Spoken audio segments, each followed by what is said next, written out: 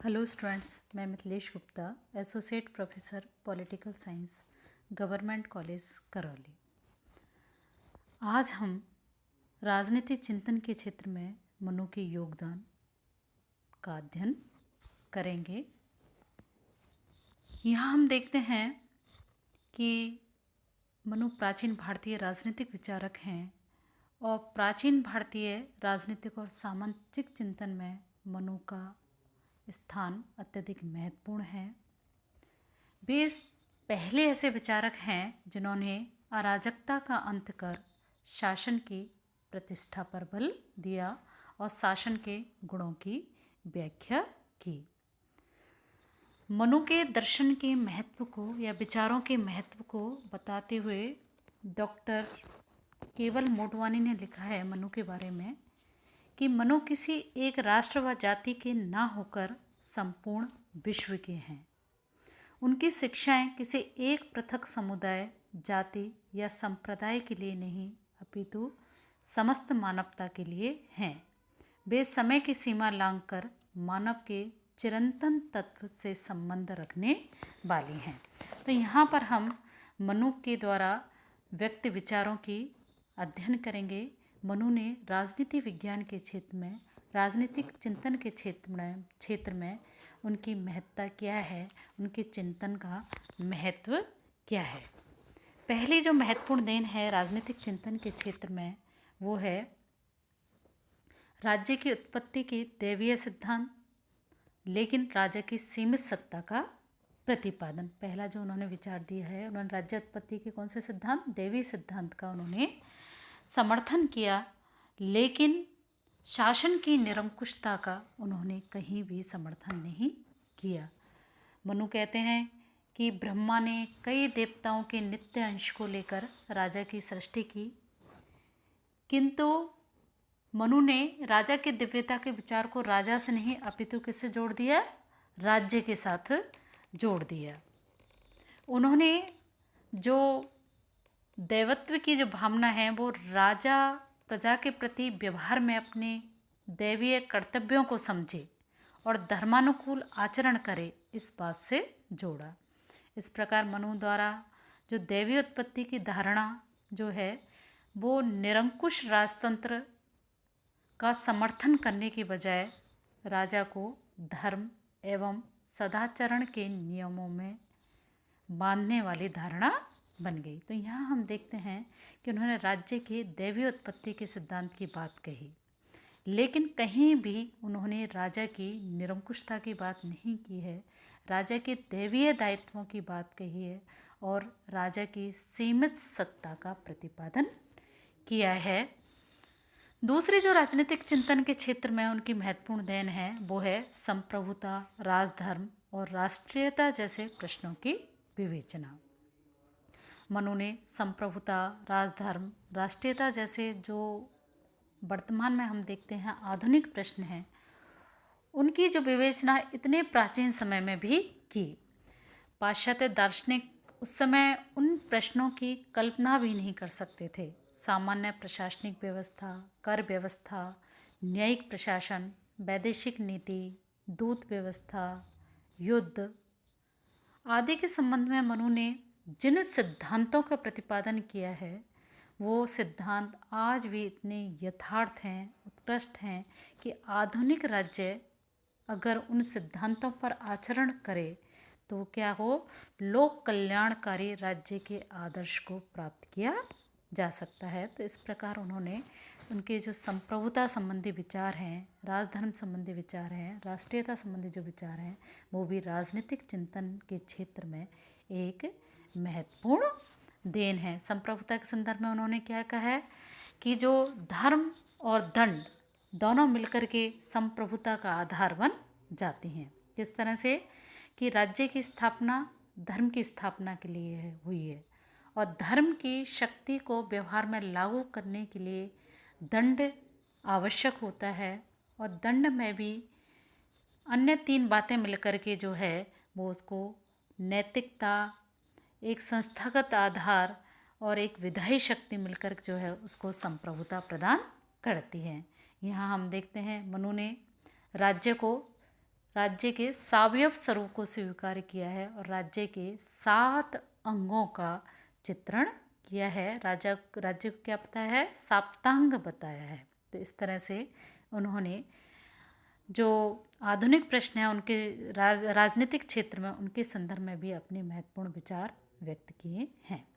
तीसरी जो देन है वो है मानव मात्र के कर्तव्यों और स्वधर्म के पालन पर बल। यहाँ देखते हैं मनु ने मानव मात्र के कर्तव्यों और स्वधर्म के पालन पर जोर दिया। यह आज भी वर्तमान में एक ऐसी बात है जिसे अपनाकर संपूर्ण मानव जाति सुखपूर्वक अपना जीवन व्यतीत कर सकती है।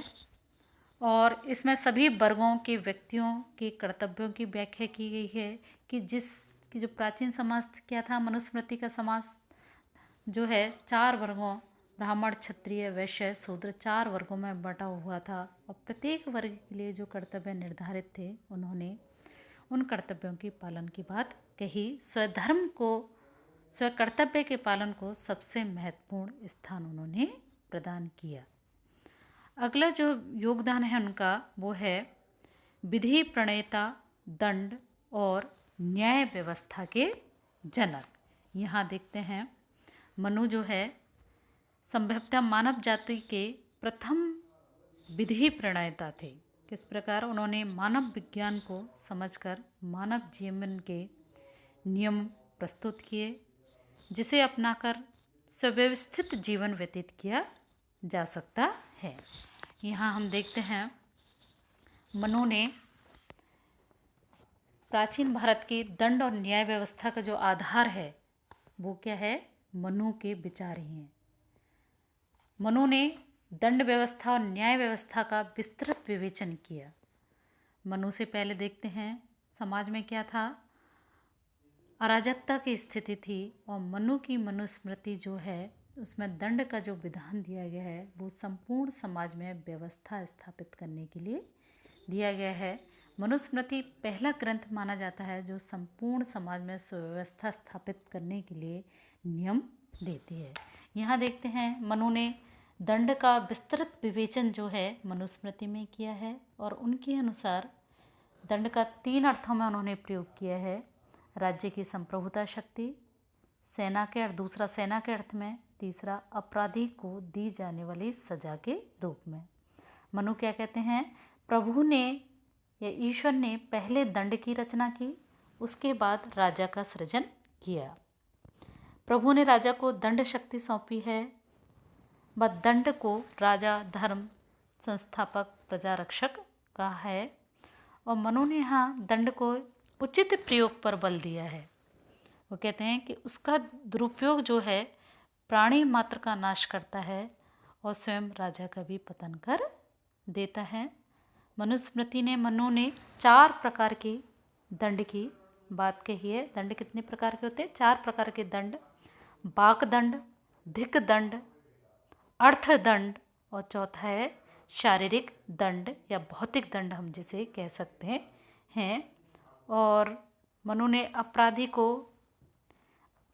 के आशय और उसके कार्य को ध्यान में रखते हुए जो है अपराधी को दंडित करने की बात की है। व इसके साथ ही उन्होंने अपराधी के मानसिक स्तर, आयु, शारीरिक स्थिति, जाति, लिंग, समय, स्थान आदि का भी न्याय देते समय, न्याय करते समय या दंड देते समय इन बातों का ध्यान रखने की बात कही है। आगे जो हम इसका राजनीति चिंतन के क्षेत्र में योगदान के संदर्भ में ले सकते हैं राजकोष और अर्थव्यवस्था के जनक के रूप में। यहाँ देखते हैं मनु इस बात से परिचित थे कि राज्य के संगठन, संचालन और समृद्धि के लिए राजकोष और अर्थव्यवस्था की आवश्यकता होती है, सुप्रबंध की आवश्यकता होती है। इसे तो मनु ने कर व्यवस्था के संबंध में प्रजा रक्षण के सिद्धांत और अधिक कर निषेध सिद्धांत का प्रतिपादन किया। मतलब जो धर्म कर हम लगाते हैं वो धर्म आधारित होना चाहिए, जितनी आवश्यकता है उतना ही कर लेना चाहिए, जो आज भी अपना महत्व रखते हैं। और उनकी इस बात पर बल देने में देखते हैं गरीब जनता मतलब क्या है कि गरीब जनता पर कर का भार अधिक ना पड़े, राजा लोक कल्याण के कार्य कर सके उतना ही कर जो है वो जनता से लेना चाहिए। तो उन्होंने अर्थव्यवस्था संबंधी महत्वपूर्ण बातें उन्होंने अपनी मनुस्मृति में रखी। अंतिम जो हम ले सकते हैं, अंतर्राष्ट्रीय राजनीति संबंधी उन्होंने विचारों का प्रतिपादन किया। अंतर्राष्ट्रीय क्षेत्र में हम देखते हैं, परराष्ट्र संबंधों के क्षेत्र में अंतर्राष्ट्रीय शक्ति संतुलन का सिद्धांत उन्होंने प्रस्तुत किया।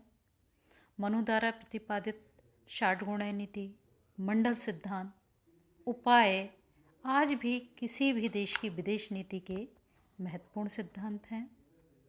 मनु ने राष्ट्रवाद और अंतर्राष्ट्रवाद के बीच समन्वय स्थापित किया और यही जो संतुलन है आज विश्व शांति का आधार है।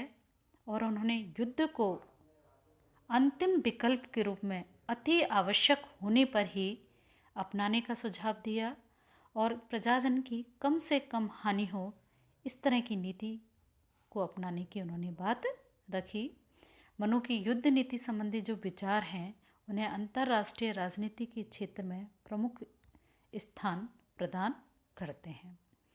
अगला उनका योगदान है सामाजिक व्यवस्था के क्षेत्र में। संपूर्ण सामाजिक जीवन का उन्होंने स्पष्ट और सुव्यवस्थित दर्शन दिया है। यहाँ देखते हैं मनु न केवल राजनीतिक चिंतक थे बल्कि सामाजिक क्षेत्र में भी उन्होंने अपने विचार व्यक्त किए हैं।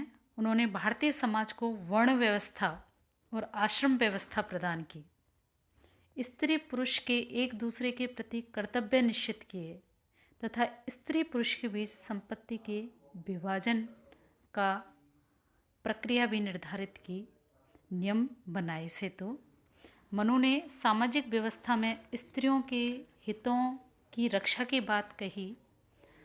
उनके द्वारा जो प्रतिपादित सामाजिक जीवन के सिद्धांत आज हम देखते हैं देश और काल की सीमाओं से परे हैं। और इस प्रकार से मनु ने जो है प्राचीन राजनीति वैज्ञानिकों में मनु ने जो है विभिन्न क्षेत्रों में महत्वपूर्ण योगदान किया। आज भी उनके विचार जो है राजनीति क्षेत्र में महत्वपूर्ण स्थान रखते हैं। राजनीतिक और सामाजिक दर्शन के विभिन्न आयामों के विवेचन से यहाँ स्पष्ट है कि उनके द्वारा जो विचार हैं उन्होंने महत्वपूर्ण विचारों का प्रतिपादन किया। धन्यवाद।